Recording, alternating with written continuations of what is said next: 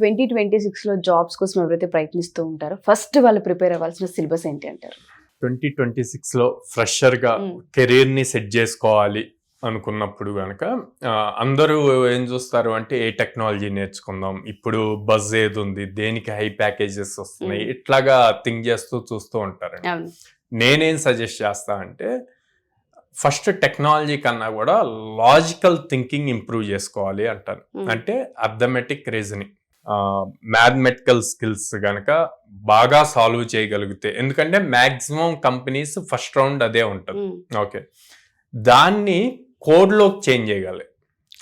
Okay, maths లో ఏదైతే solve చేస్తామో లాజిక్స్, దాన్నే మళ్ళీ సేమ్ కోడ్ లో కూడా సాల్వ్ చేయగలగాలి. ఓకే, ఈ కోడ్ లో సాల్వ్ చేయడానికి ఏదో ఒక టెక్నాలజీ కావాలి, ఏదో జావా కావాలి, పైథాన్ కావాలి, లేదు అంటే C++ ఇట్లా కూడా ఉంటాయి. వాటికి నెక్స్ట్ లెవెల్ ఇంక ఉండదు కాబట్టి జావా పైథాన్ తీసుకుంటే గనక మనం వాటికి మళ్ళీ ఫ్రేమ్ వర్క్స్ నేర్చుకోవచ్చు అనమాట. సో ఇలా ప్రాపర్ గా ఒక టెక్నాలజీ తీసుకొని ప్లాన్ చేసుకుంటూ end to end applications build చేయగలిగారు అంటే గనక మీకు 2026 ఇయర్ లో మీ కెరీర్ స్టార్ట్ చేయడానికి కావాల్సిన స్కిల్ సెట్ ఉంటుంది.